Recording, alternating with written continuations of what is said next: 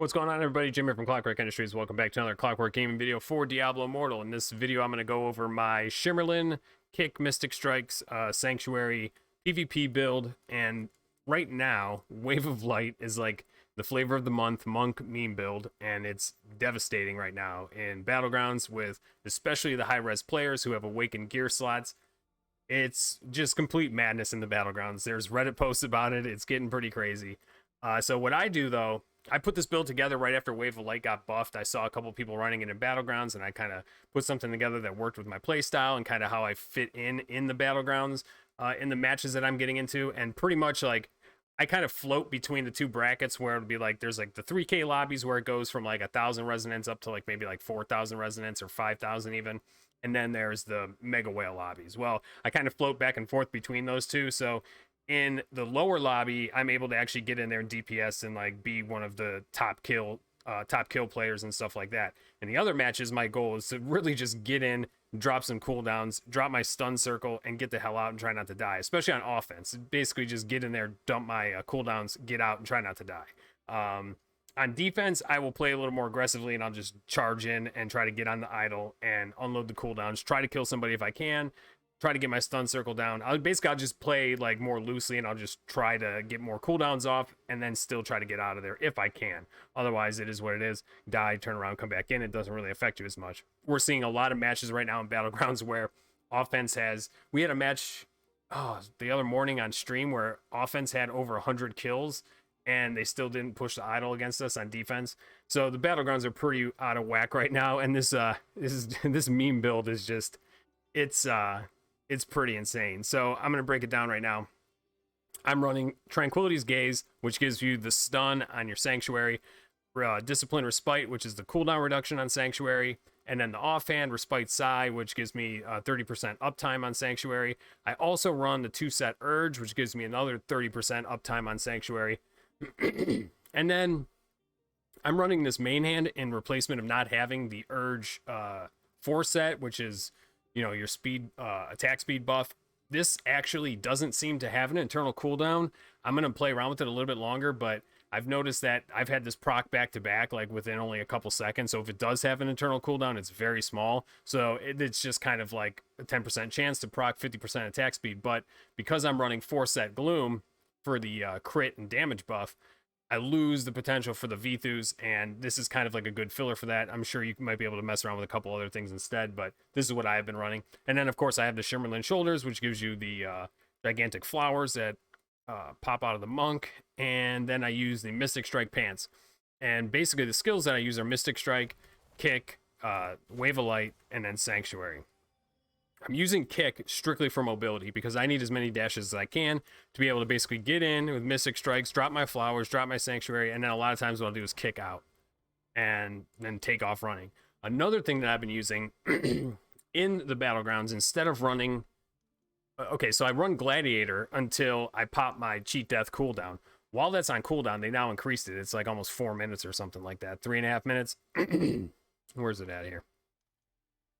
210 seconds, so it's like 3.5 minutes. So while that's on cooldown, I've been switching over to Survivor, and these have saved my life more times than I can count already, and I've only been using this for like probably the last week or so. So basically, when you drop below 35%, you get an increased movement speed of, or when you drop below 30% life, you get 35% movement speed. When you drop below 30% life, you get 35% block chance. And then this one here, when you drop below 30%, where's this one? No, when you drop, this drops it from 60 seconds to 45% second cooldown on that. This one here, for every 10% missing life, you get damage reduction. So if you combine this with what I've also been using is the Protector in the Warband. So I'm getting 15% damage reduction below 15%. I'm getting 5% block, a couple other little damage reduction things. And this actually has been really beneficial in the instances of me needing to get in and get out. When I'm trying to run away, I've got that boosted run speed. I've got the high block chance. I've got the high damage reduction. And it seems to have worked really well in a lot of situations. Now, occasionally, you'll just get cracked with a big crit and you're dead. But there's been a couple times where it's been really hard for somebody to kill me because all these things have procced. and I'm blocking, and the damage reduction is really high, and it's worked out really well in my favor. Before that, once they nerfed Cheat Death, I was switching over to Mastermind, but I really feel like Survivor is better, especially for the matches that I'm getting placed in the Battlegrounds. Now, if I was 6K and Awakened, I would switch out probably. I would probably switch out Kick. Oh no, I'm sorry. I would switch out Sanctuary for Shield of Zen because they have such massive cooldown reduction on Shield of Zen. And in doing that, I would switch out the main hand for the teleport. I would switch out the chest piece for the run speed, and I'd switch out the helm, obviously, for the uptime. And in doing that, you get 3 pieces with cooldown reduction on Shield of Zen, which makes it like instantly back up. Every time it goes down, you put it right back up again, and that will give you some insane survivability. It'll be super hard to get knocked around with knockbacks and everything, and that's what you're seeing a lot of the whale monks using, and they are just like unstoppable right now. You basically have to try to get that shield off as fast as possible, and then start CCing. Like that is basically the way to take them out right now. But the shield is so big. We're talking like JT's got 19,000 damage right now, so his shield of Zen is like 40,000. Plus, if he's running like Frozen Heart, those other shields will stack on Shield of Zen, so you'll burn those other shields first before you get the Shield of Zen. So to make it last even longer and be even bigger, especially if they have like a 2-set mount banks or something like that, it's another shield. And when you're talking about 10% life of 200,000, you're looking at 20,000 life on that shield, 40,000 life on the Shield of Zen, or Shield of Zen. You're looking through a lot of damage you got to burn through before you can actually get a knockback or a knockup on them. So that is basically a straightforward rundown of all of it. So my whole goal has basically just been Mystic Strike in, drop my Sanctuary, Shimmerlin, get the hell out as fast as I can. And it seems to be working a lot better. My deaths are down on offense. In the lower res matches, the other day we had a couple top kill MVP matches that I was in. This build seems to be working out pretty well for right now. We'll see how things change in the upcoming patches. We'll see if enough people complain. The problem is with Monk. Monk is a class that scales probably the best in the game with Resonance. As you get Awakened gear pieces, the Monk just gets like they just unlock at that point, and it makes monks that are at low res and mid res struggle, because if they go and nerf a lot of these things, it's hurting all of us way more than it hurts the people at 6K. So hopefully they don't go overboard and try to break it, because hopefully what they should do, if anything, is kind of tweak things at the top.